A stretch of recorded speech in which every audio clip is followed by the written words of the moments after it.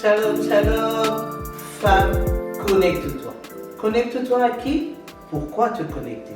Connecte-toi à Jésus, la source de nos ressources. Pourquoi te connecter? Parce que tu es un projet divin. Ce soir, répète avec moi, je suis un projet divin. J'ai un mandat divin. Femme, marque ton territoire. Ne te déconnecte pas. Marque ton territoire. Parce que tu es un projet divin. Ce soir, nous avons le privilège d'avoir deux ministres de Dieu. Nous avons le pasteur Christ et le pasteur Grady qui nous viennent tout droit de la Martinique, qui nous emmènent la chaleur de la Martinique. Parole du salut Martinique. Bonsoir, bonsoir, bonsoir. Pasteur Christ et le pasteur Grady avec nous ce soir. Ils sont là pour parler à une femme, pour encourager une femme connectée. Alors, bonsoir pasteur Christ. Bonsoir. Bonsoir pasteur Grady. Vous allez bien? Ça va bien. Oui, ça va. J'espère que vous nous ramenez la chaleur.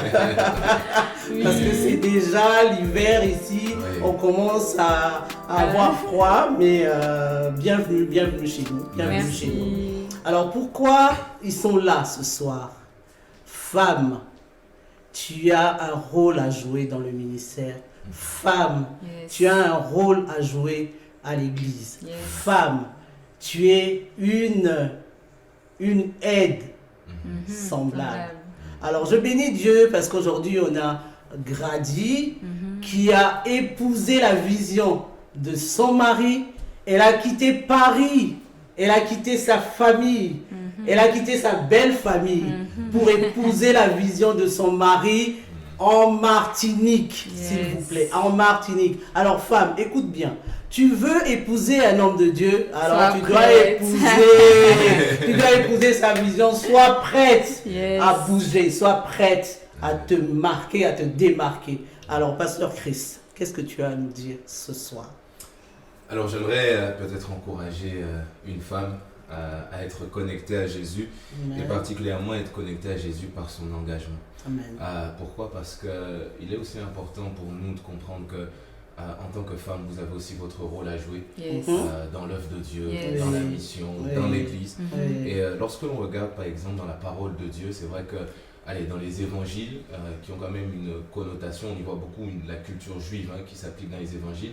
Et c'est vrai que dans cette culture, on ne mettait pas forcément la femme en avant. Donc il y a plusieurs miracles Yes. que l'on retrouve. On va compter peut-être les hommes, mais on ne compte pas les femmes et les enfants. Mais vous allez prêter attention avec moi lorsqu'on arrive dans Actes chapitre 1, qui est quand même un texte assez important pour le lancement. On va parler ici de l'Église. On va dire que dans la chambre haute, il y avait, c'est vrai, les hommes, les disciples de Jésus, mais on dit qu'il y avait aussi les femmes. Yes. Donc, dans cette histoire de l'Église, dès les premiers pas, on introduit la femme. Pourquoi? Parce qu'elle a un rôle important à jouer. Et l'apôtre Paul lui-même, dans le livre de Romains, il y a plusieurs femmes qu'il va mettre en avant. Je vais les citer dans Romains chapitre 16 au verset 1er.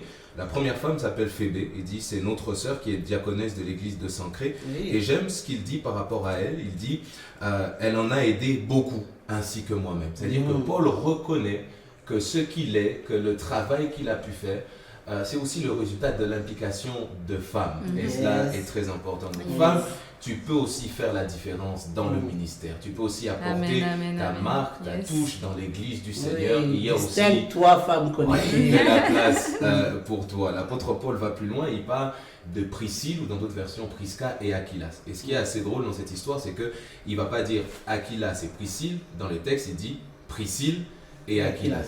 Allez, il y a quand même une certaine importance pour laquelle l'apôtre Paul le fait. Yes. Mais lorsqu'il parle de Priscille et Aquilas, il dit ce sont mes compagnons d'œuvre en Christ. Et il va plus loin, regarder la qualité de l'engagement même de cette femme que l'apôtre Paul met en avant. Il dit ils ont exposé leur tête pour sauver ma vie. Ce n'est pas moi seul qui rend grâce, ce sont encore toutes les églises de Dieu. Yes. Il est en train de dire ici, il y a une femme du nom de Prisca. Toutes les églises peuvent bénir Dieu Pour d'avoir leur une vie. telle femme Yes. dans son sein et autres. Donc c'est très important. J'aimerais encore une fois dire à une femme, tu sais, tu peux non seulement être utile, mais tu peux aussi impacter, marquer Amen. de ton Yes, empreinte, yes, yes. produire Dans du ton fruit, territoire. marquer la différence. Yes. De telle sorte que et des femmes, mais aussi des hommes peuvent rendre grâce à Dieu pour votre vie et votre apport. Je vais encore un peu plus loin et j'arrêterai là des exemples, il y en a énormément. On va parler d'Andronicus et Junia.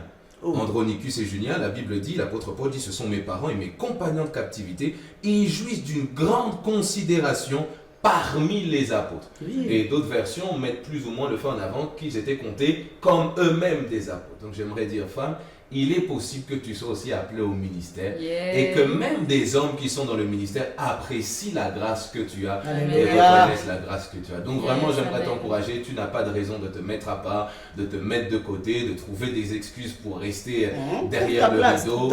Tu dois trouver ta place et tu dois jouer ton rôle. Tu dois jouer ton rôle. Yes. Alors voilà, je parle à une femme et j'aimerais encourager une femme. Alors Grady, est-ce que tu as trouvé ta place?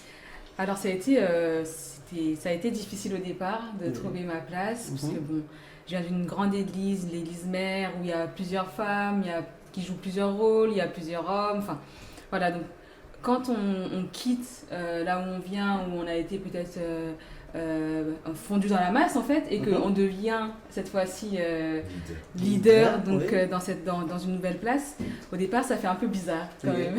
Ça fait un peu bizarre parce qu'on voit en fait les regards sont tournés vers nous, donc des gens qui attendent de nous, donc en fait on est là, on doit s'adapter devant la scène, voilà, on se dit waouh. Et en plus moi je suis une personne qui suis pas normalement très extravertie, donc ça a été pour moi un défi que je continue à relever en fait chaque jour, de pouvoir en fait être là pour les autres femmes, même pour l'église en réalité, pour tout le monde.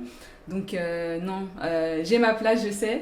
Amen, amen. Et Dieu va m'aider à jouer ce rôle-là parfaitement. Donc femme, reste connectée à ton Créateur. Il a des ressources, il a des ressources.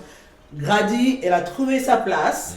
Elle est aujourd'hui la femme du pasteur titulaire Parole du Salut Martinique. Elle joue son rôle, elle sert, elle agit, elle fait des bonnes œuvres. Pourquoi? Parce qu'elle est connectée à Jésus. Amen. Alors femme, ne te connecte pas à n'importe qui.